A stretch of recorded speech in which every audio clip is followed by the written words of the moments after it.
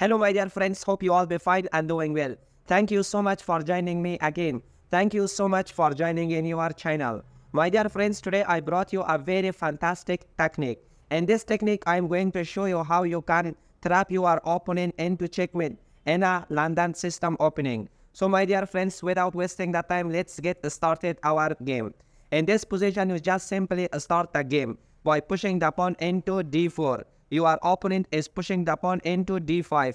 Now you just simply take your bishop into f4, as you are telling your opponent that I'm going to play the London system against you.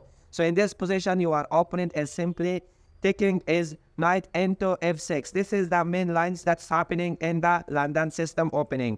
So in this position, you just simply push the pawn into e3. Now your opponent is pushing the pawn into e6. So the game is going on normally. And when you are playing with your opponents online or offline, so you can see these lines are repeating in a same way.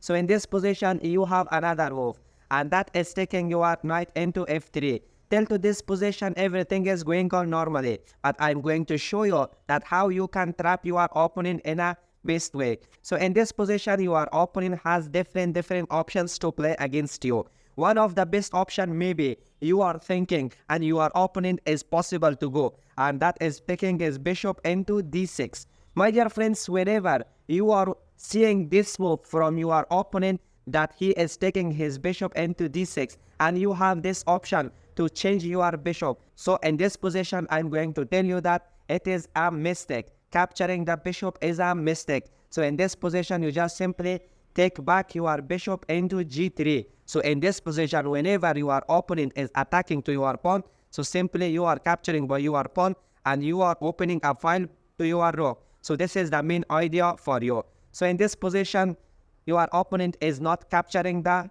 bishop, so he is going to simply castle. So now you have to take your bishop into d3, and the other moves may be happening. For example, your opponent is pushing the pawn, so now you are simply pushing the pawn. These moves are happening in the real game. But in this position, what happens if your opponent take his knight into e4, and now your opponent is attacking by 2 force to your bishop? And the main reason for this move is that your opponent wants to change his knight with your bishop. So this is the main idea. While you are playing chess, you should be very clever and you should use from the minimum opportunities. In this position, you should analyze with yourself what does your opponent wants by taking his knight into e4. In every move, you should be careful like that. In this position, my dear friends, you have a very fantastic move, and that is taking your knight into e5. Now you are blocking your opponent's bishop. Now your opponents cannot attack to your bishop. In this position, your opponent has different options to play. From other hand, you are allowing to your opponent that now you can capture my bishop by your knight.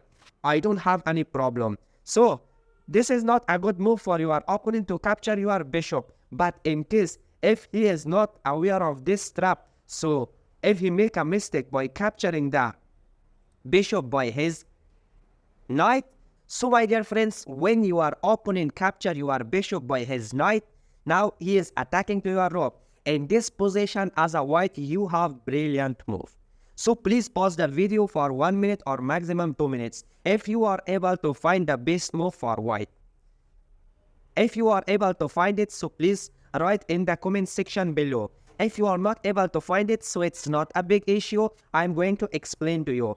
In this position, my dear friends, the best move is not capturing the knight. So what is the best move? The best move is sacrificing your bishop by capturing the pawn into h7 and giving a fantastic check to your opponent. In this position, your opponent has two options. The first one is capturing your bishop, and the second option is moving his king. What happens if your opponent capture your bishop?